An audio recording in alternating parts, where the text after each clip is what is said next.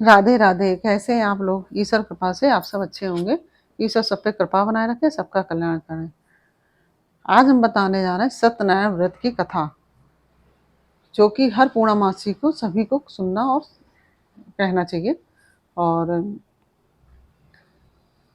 कथा सुनने से, सत्यनारायण कथा करने से सारे समस्याएं दूर हो जाती हैं। जो जिन घर में बेटियों की शादी नहीं हो रही होती है, बेटों की शादी नहीं हो रही होती है, उनके बच्चों की शादी हो जाती है। और जो भी हमारी जीवन की समस्याएं हैं, सबका समाधान सत्यनारायण भगवान की कृपा से हो जाता है। सत्यनारायण की कथा अवश्य सुननी और कहनी चाहिए। या अगर आप चाहें तो गुरुवार को भी कर सकते हैं, संक्रांति को भी कर सकते हैं, और पूर्णमासी को भी कर सकते हैं। अगर आप ज़्यादा नहीं कर सकते हैं तो खाली पूर्णमासी को आप स्वयं ही घर में पढ़ के और सुन सकते हैं। तो इसमें कोई बहुत ज़्यादा खर्चा भी नहीं है, बहुत ज़्यादा कुछ भी नहीं है। तो सभी को करनी चाहिए और सुननी चाहिए। तो चलिए चलते हैं कथा की तरफ। बोलो सत्यनारायण भगवान की जय। आज हम पहला अध्याय बोलने जा रहे हैं सत्यनारायण भगवान की कथा का। अथ श्री सत्यनारायण व्रत कथा। पहला अध्याय, श्री सत्यनारायण व्रत की महिमा तथा व्रत की विधि, यह अध्याय का नाम है। बोलो सत्यनारायण भगवान की जय। ऋषियों ने कहा, महामुने, किस व्रत अथवा तपस्या से मनवांछित फल प्राप्त होता है, उसे हम सब सुनना चाहते हैं। आप कहें। श्री सूत जी बोले, इसी प्रकार देवर्षि नारद जी के द्वारा पूछे जाने पर भगवान कमलापति ने उनसे जैसा कहा था उसे कह रहा हूँ, आप लोग सावधान होकर सुने। एक समय योगी नारद जी लोगों के कल्याण की कामना से विविध लोकों में भ्रमण करते हुए मृत्यु लोक में आए, और यहाँ उन्होंने अपने कर्म फल के अनुसार नाना योनियों में उत्पन्न सभी प्राणियों को अनेक प्रकार के क्लेश दुख भोगते हुए देखा, तथा किस उपाय से इनके दुखों का सुनिश्चित रूप से नाश हो सकता है, ऐसा मन में विचार करके वे विष्णुलोक को गए। वहां चार भुजा वाले और शंख चक्र गदा पद्म और वनमाला से विभूषित शुक्ल वर्ण भगवान सत्यनारायण का दर्शन कर उन देवादिदेव की वो स्तुति करने लगे।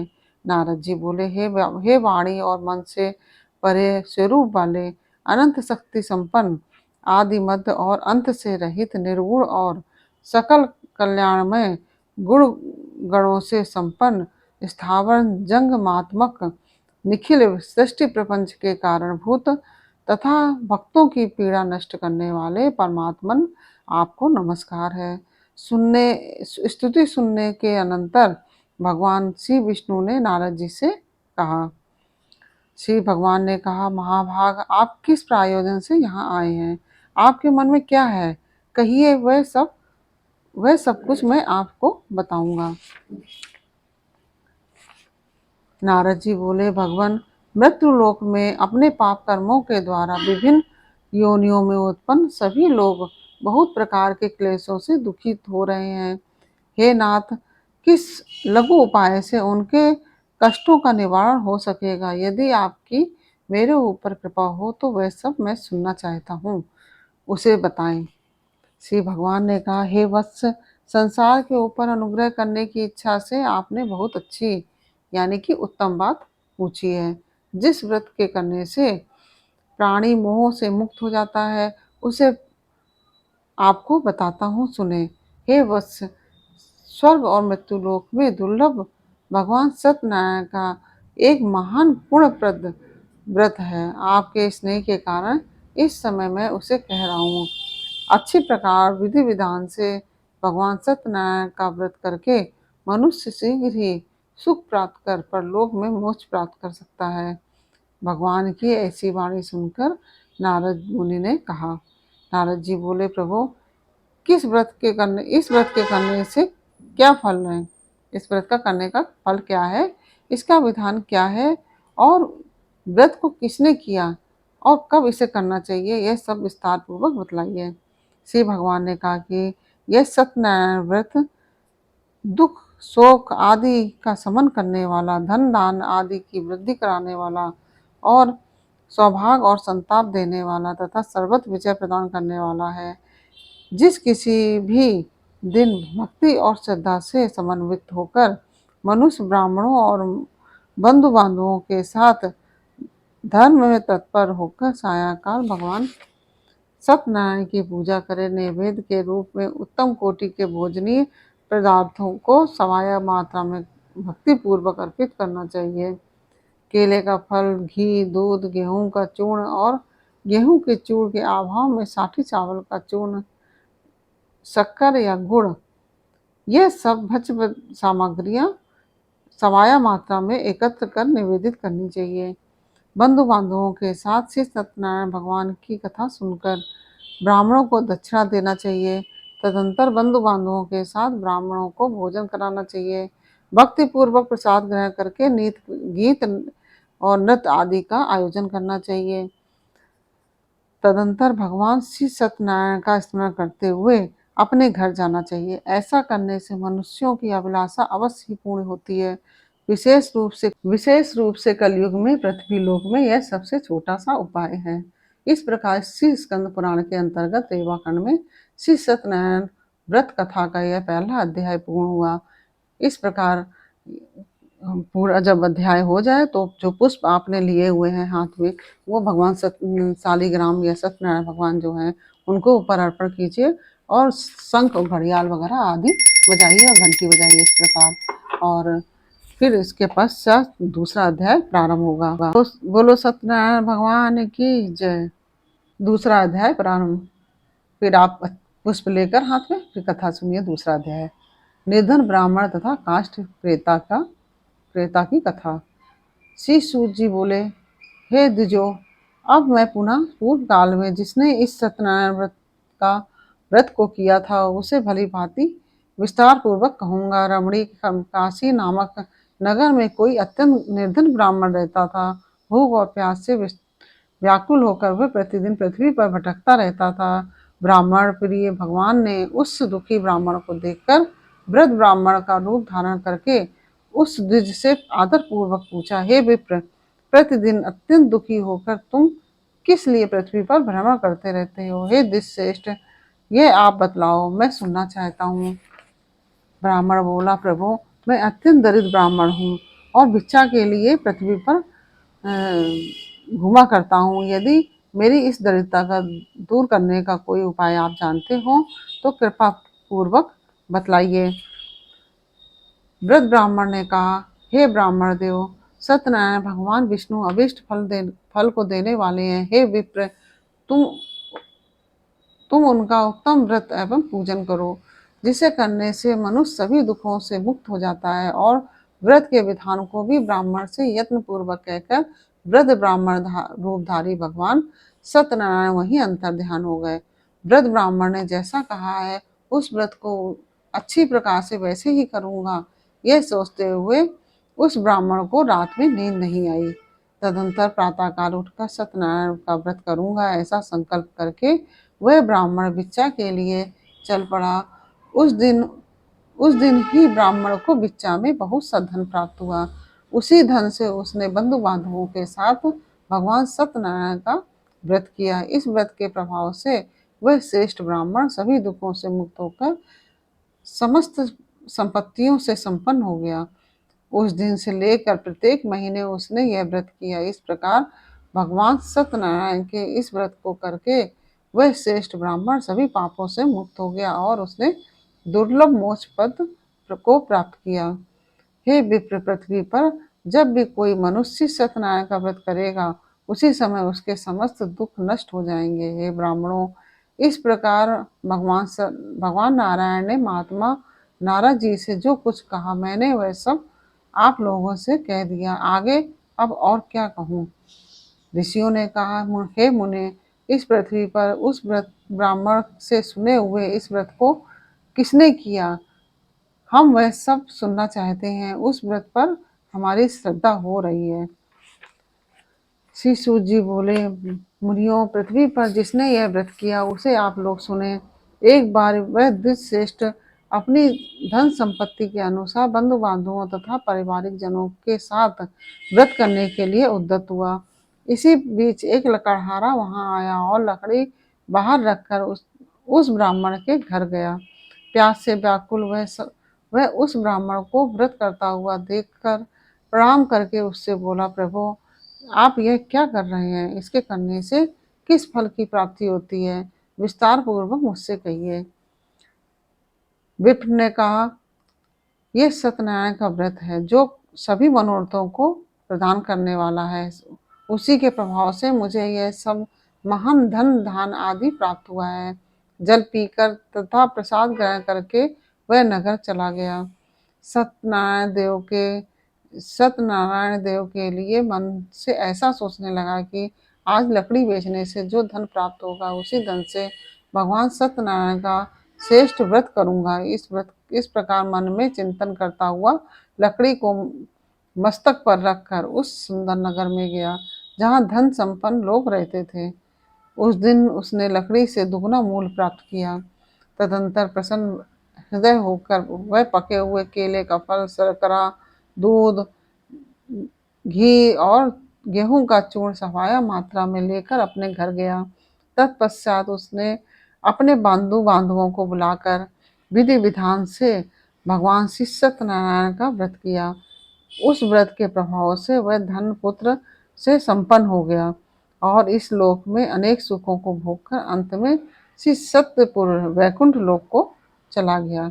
इस प्रकार श्री स्कंद पुराण के अंतर्गत रेवा खंड में श्री सत्यनारायण व्रत कथा का यह दूसरा अध्याय पूर्ण हुआ।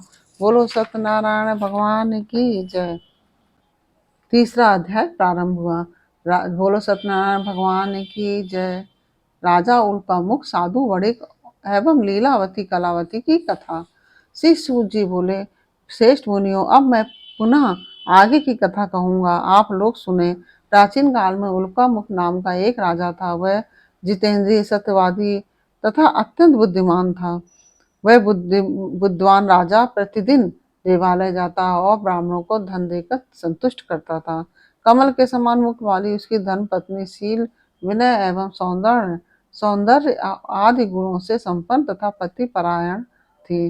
राजा एक दिन अपनी धर्म पत्नी के साथ भद्रशिला नदी के तट पर श्री सत्यनारायण का व्रत कर रहा था। उसी समय व्यापार के लिए अनेक प्रकार की पुष्कल धनराशि से संपन्न एक साधु वणिक वहां आया।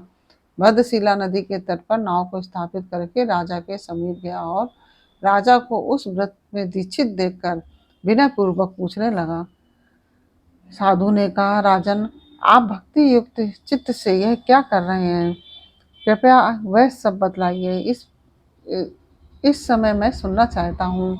राजा बोले, हे साधु, मैं पुत्र आदि की प्राप्ति की कामना से अपने बंधु बांधवों के साथ मैं अतुल तेज संपन्न भगवान विष्णु का व्रत एवं पूजन कर रहा हूँ। राजा की बात सुनकर साधु ने आदर पूर्वक कहा, राजन, इस विषय में आप मुझे सब कुछ विस्तार से बतलाइए। आपके कथना अनुसार मैं व्रत एवं पूजन करूंगा।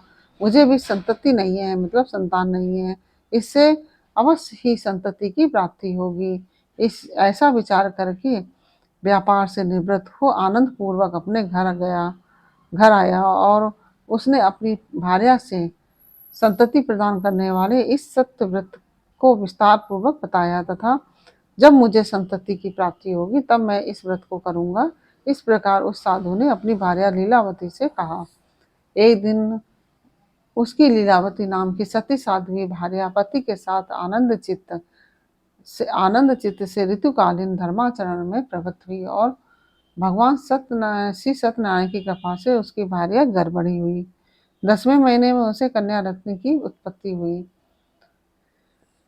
वह शुक्ल पक्ष के चंद्रमा की भांति दिन प्रतिदिन बढ़ने लगी और उस कन्या का नाम कलावती रखा गया, क्योंकि वह चंद्रमा की भांति दिन प्रतिदिन बढ़ रही थी, इसीलिए उसका नाम कलावती रखा गया।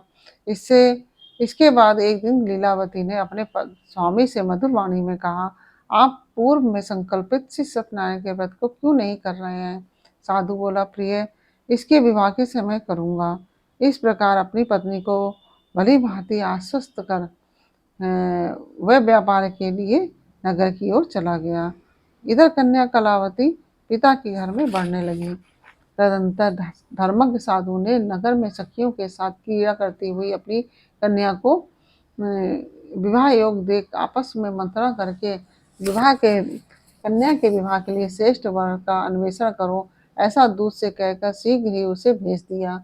उसकी आज्ञा प्राप्त करके दूत कांचन नामक नगर में गया और वहां से एक वणिक पुत्र को लेकर आया। उस साधु ने उस वणिक के पुत्र को सुंदर और गुणों से संपन्न देखकर अपनी जाति के लोगों तथा बंधु बांधवों के साथ संतुष्ट चित्त से संतुष्ट चित्त हो विधि विधान से वणिक पुत्र के हाथ में कन्या का दान कर दिया। उस समय वह साधु बड़े दुर्भाग्यवश भगवान का वह उत्तम व्रत भूल गया। पूर्व संकल्प के अनुसार विवाह के समय में व्रत न करने के कारण भगवान उस पर रुष्ट हो गए। कुछ समय के पश्चात अपने व्यापार कर्म में कुशल वह साधु बड़े काल की प्रेरणा से अपने दामाद के साथ व्यापार करने के लिए समुद्र के समीप स्थित रत्नसारपुर नामक सुंदर नगर में गया और अपने सी संपन्न दामाद के साथ वहां व्यापार करने लगा।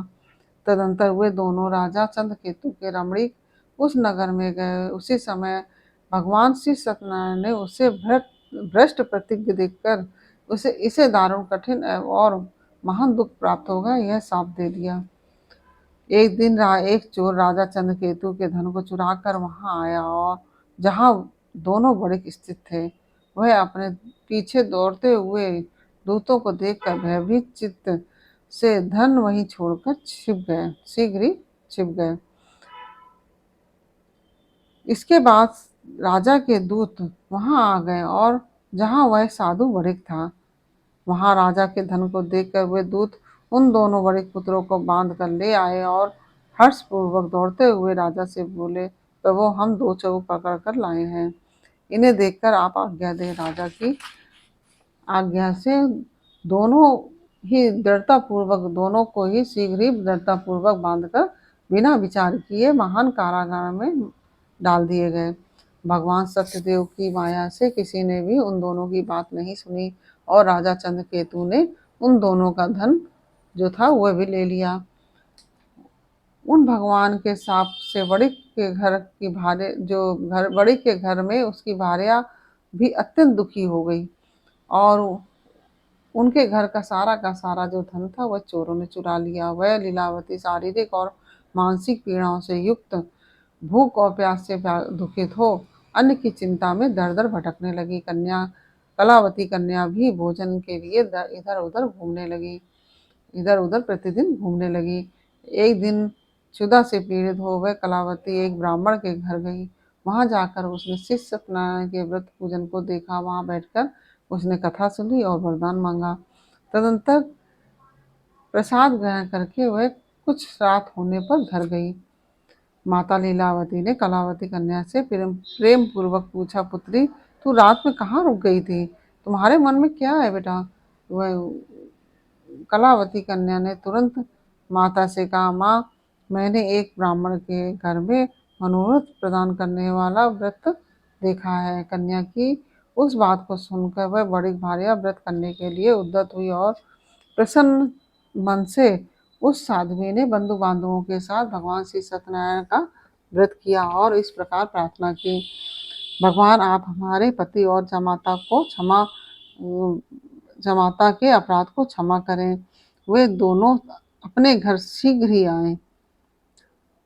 इस व्रत से भगवान सत्यनारायण पुनः संतुष्ट हो गए तथा उन्होंने नृपश्रेष्ठ चंद्रकेतु को स्वप्न दिखाया और स्वप्न में कहा कि नृपश्रेष्ठ प्रातः काल दोनों वणिकों को छोड़ दो और वह सारा धन भी दे दो जो तुमने उनसे इस समय ले लिया है, अन्यथा राज्य धन एवं पुत्र सहित तुम्हारा सर्वनाश कर दूंगा। राजा से स्वप्न में ऐसा कहकर भगवान सत्यनारायण वहीं अंतर्ध्यान हो गए। इसके तदंतर प्रातःकाल राजा ने अपने सभासदों के साथ सभा के मध्य बैठकर अपना स्वप्न लोगों को बताया और कहा, दोनों बंदी वणिक पुत्रों को शीघ्र ही मुक्त कर दो।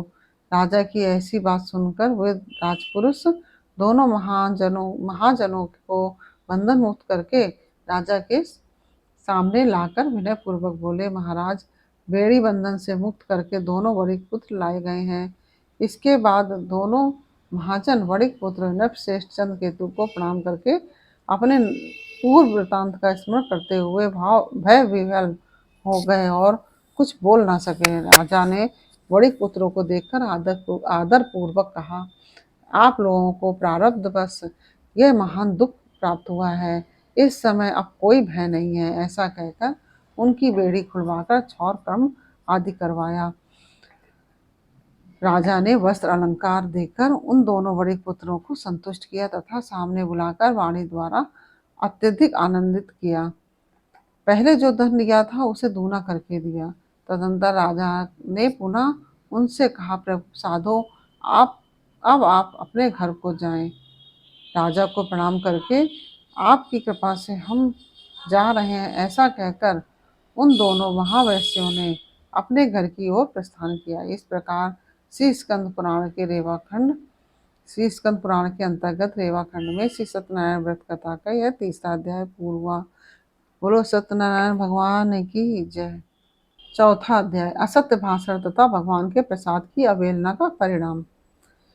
श्री सूत जी बोले, साधो वणिक मंगलाचरण कर और ब्राह्मणों को धन देकर अपने नगर की ओर चल पड़ा। साधु के कुछ दूर जाने पर भगवान सत्यनारायण की उसकी सत्यता की परीक्षा लेने के विषय में जिज्ञासा हुई। सत्यनारायण भगवान को, साधो तुम्हारी नाव में क्या भरा हुआ है? तब धन के मद में चूर दोनों महाजनों ने अवहेलना से हंसते हुए कहा, दंडिन क्यों पूछ रहे हैं? क्या आपको कुछ द्रव्य लेने की इच्छा है? हमारी नाव में तो लत्ते पत्ते आदि भरे हुए हैं। ऐसी निष्ठुर वाणी सुनकर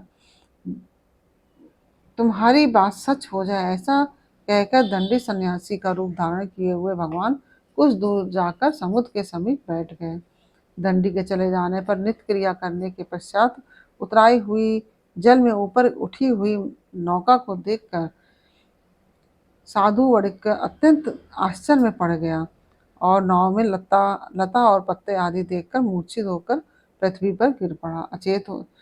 सचेत होने पर वणिक पुत्र चिंतित हो गया। तब उसके दामाद ने इस प्रकार कहा, आप शोक क्यों करते हैं? दंडी ने साफ दे दिया है। इस स्थिति में ही वे ही चाहे तो सब कुछ कर सकते हैं, इसमें संशय नहीं है। अतः उन्हीं की शरण में हम चलें, वही मन की इच्छा पूर्ण होगी। दामाद की बात सुनकर वह साधु बड़े उनके पास गया और वहां दंडी स्वामी को देखकर उसने भक्ति पूर्वक उन्हें प्रणाम किया और आदर पूर्वक कहने लगा, आपके सम्मुख मैंने जो कुछ भी कहा था, जो भी असत्य भाषण अपराध किया है, आप मेरे उस अपराध को क्षमा करें। ऐसा कहकर बारंबार प्रणाम करके वह महान शोक से आकुल हो गया। दंडी ने उसे रोता हुआ देखकर कहा, हे मूर्ख, रो मत, मेरी बात सुनो। मेरी पूजा से उदासीन होने के कारण तथा मेरी आज्ञा से ही तुमने बारंबार दुख प्राप्त किया है। भगवान की ऐसी वाणी सुनकर वह उनकी स्तुति करने लगा। साधु ने कहा, हे प्रभु, यह आश्चर्य की बात है कि आपकी माया से मोहित होने के कारण ब्रह्मा आदि देवता भी आपके गुणों और रूप का यथावत रूप से नहीं जान सकते। गुण और रूपों को यथावत रूप से नहीं जान सकते, फिर मैं मूर्ख आपकी माया से मोहित होने के कारण कैसे जान सकता हूँ? आप प्रसन्न हो, मैं अपनी धन संपत्ति के अनुसार आपकी पूजा करूँगा। मैं आपकी शरण में आया हूँ। मेरा जो नौका में स्थित पुराना धन था, उसकी तथा मेरी रक्षा करें। उस बड़े की भक्ति युक्त वाणी सुनकर भगवान जनार्दन संतुष्ट हो गए। भगवान हरि उसे अभीष्ट वर प्रदान करके वहीं अंतर ध्यान हो गए। उसके बाद वह साधु अपनी नौका में चढ़ा और उसे धन धान से परिपूर्ण देखकर भगवान सत्यदेव की कृपा से हमारा मनोरथ सफल हो गया, ऐसा कहकर स्वजनों के साथ उसने भगवान की विधि पूर्वक पूजा की। भगवान श्री सत्यनारायण की कृपा से वह आनंद से परिपूर्ण हो गया और नाव को प्रयत्न पूर्वक संभालकर उसने अपने देश के लिए प्रस्थान किया। साधु वणिक ने अपने दामाद से कहा, वह देखो, मेरी रत्नपुरी नगरी दिखाई दे रही है। इसके बाद उसने अपने धन के रक्षक दूत को अपने आगमन का समाचार देने के लिए अपनी नगरी में भेजा। तत्पश्चात उस दूत ने नगर में जाकर साधु की भार्या को हाथ जोड़कर प्रणाम किया और उसके लिए अभीष्ट बात कही। सेठ जी अपने दामाद तथा बंधु वर्गों के साथ बहुत सारे धन दान से संपन्न होकर नगर के निकट पधार गए हैं। दूत के मुख से यह बात सुनकर वह महान आनंद से विह्वल हो उठी और उस साध्वी ने श्री सत्यनारायण की पूजा करके अपनी पुत्री से कहा कि मैं साधु के दर्शन के लिए जा रही हूँ, तुम शीघ्र आओ। माता का वचन सुनकर व्रत को समाप्त करके प्रसाद का परित्याग कर वह कलावती भी अपने पति का दर्शन करने के लिए चल पड़ी। इससे भगवान सत्यनारायण रुष्ट हो गए और उन्होंने उसके पति को तथा नौका को धन के साथ हरण कर जल में डुबो दिया। इसके बाद कलावती कन्या अपने पति को न देख महान शोक से रुदन करती हुई पृथ्वी पर गिर पड़ी। नाव का दर्शन तथा कन्या को अत्यंत दुखी देख भयभीत मन से साधु वरिक ने सोचा कि यह क्या आश्चर्य हो गया है। नाव का संचालन करने वाले भी सभी चिंतित हो गए। तदंतर वह लीलावती भी कन्या को देखकर विह्वल हो गई और अत्यंत दुख से विलाप करती हुई अपने पति से इस प्रकार बोली, अभी अभी नौका के साथ वह दामाद कैसे अलिचित हो गया है। न जाने किस देवता की उपेक्षा से वह नौका हरण कर ली गई है, अथवा श्री सत्यनारायण के महात्म कौन जान सकता है। ऐसा कहकर वह स्वजनों के साथ विलाप करने लगी और कलावती कन्या को गोद में लेकर रोने लगी।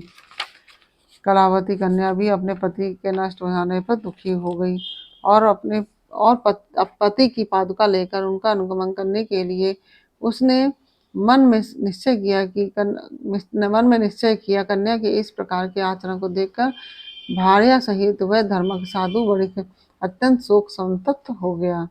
वह सोचने लगा कि या तो भगवान सत्यनारायण ने यह दामाद के साथ धन दान आदि भरी इस नौका का अपहरण किया है, अथवा हम सभी भगवान सत्यदेव की माया से मोहित हो गए हैं।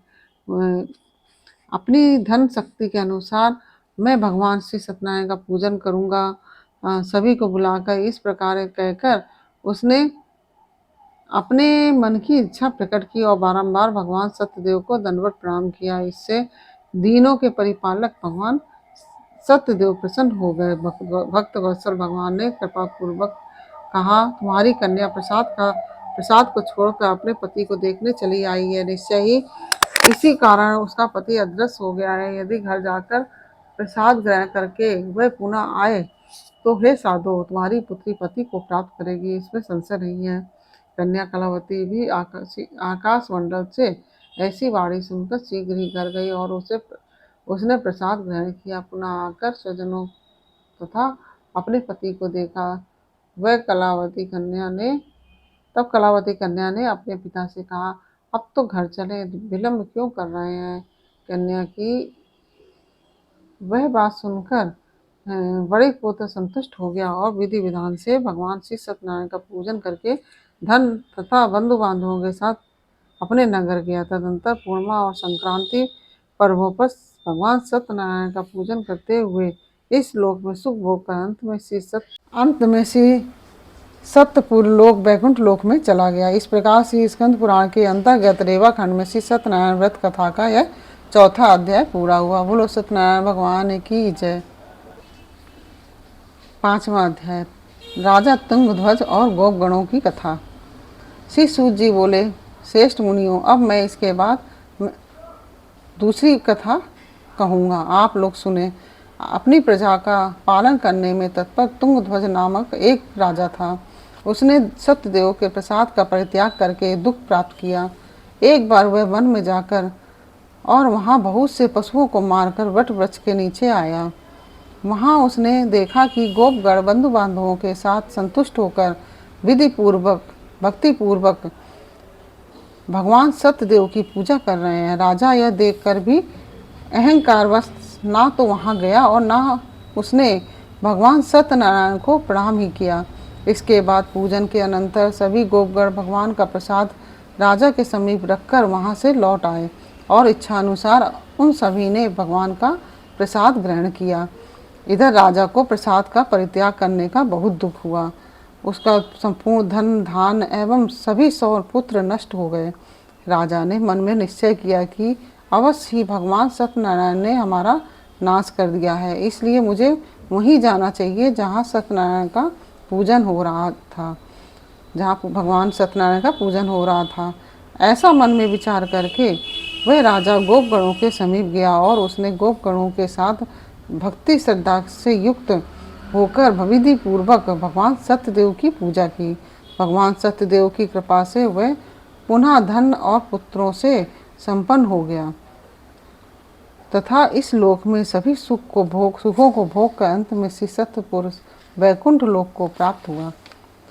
श्री सूत जी कहते हैं, जो व्यक्ति इस परम दुर्लभ श्री सत्यनारायण के व्रत को करता है और पूर्णमयी तथा फलदायिनी भगवान की कथा को भक्ति युक्त होकर सुनता है, उसे भगवान श्री सत्यनारायण की कृपा से धन धान आदि की प्राप्ति होती है।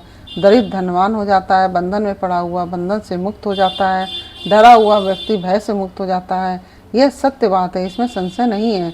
इस लोक में वह सभी इच्छित फलों का प्राप्त करके अंत में सत्य पुरुषी वैकुंठ लोक को जाता है। हे ब्राह्मणों, इस प्रकार मैंने आप लोगों से भगवान सत्यनारायण के व्रत को कहा, जिसे करके मनुष्य सभी दुखों से मुक्त हो जाता है। कलयुग में तो भगवान सत्यदेव की पूजा विशेष फल प्रदान करने वाली है।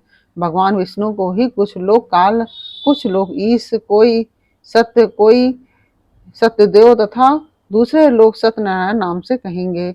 अनेक रूप धारण करके भगवान सत्यनारायण सभी का मनोरथ सिद्ध करते हैं। कलयुग में सनातन भगवान विष्णु ही सत्य व्रत रूप धारण करके सभी का मनोरथ पूर्ण करने वाले होंगे। हे श्रेष्ठ मुनियों, जो व्यक्ति नित्य भगवान सत्यनारायण की इस व्रत कथा को पढ़ता है, सुनता है, भगवान सत्यनारायण की कृपा से उसके सभी पाप नष्ट हो जाते हैं। हे मुनीश्वरों, पूर्व काल में जिन लोगों ने भगवान सत्यनारायण का व्रत किया था, उनके अगले जन्म का वृतांत कहता हूँ, आप लोग सुने।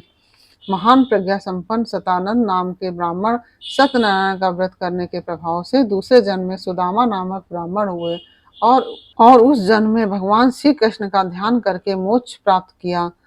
उन्होंने मोक्ष प्राप्त किया। लकड़हारा भिल्ल गुहों का राजा हुआ और अगले जन्म में उसने भगवान श्री राम की सेवा करके मोक्ष प्राप्त किया। महाराज उल्का मुख दूसरे जन्म में राजा दशरथ हुए, जिन्होंने श्री रंगनाथ जी की पूजा करके अंत में श्री वैकुंठ लोक को प्राप्त किया। इसी प्रकार धार्मिक और सत्यव्रती साधु पिछले जन्म में सत्यव्रत के प्रभाव से दूसरे जन्म में मोरध्वज नाम का राजा हुआ और उसने आरे से चीर कर अपने पुत्र की आदि देव भगवान विष्णु को अर्पित कर मोक्ष प्राप्त किया। महाराज तुंगध्वज जन्मांतर में स्वामी मनु हुए और भगवत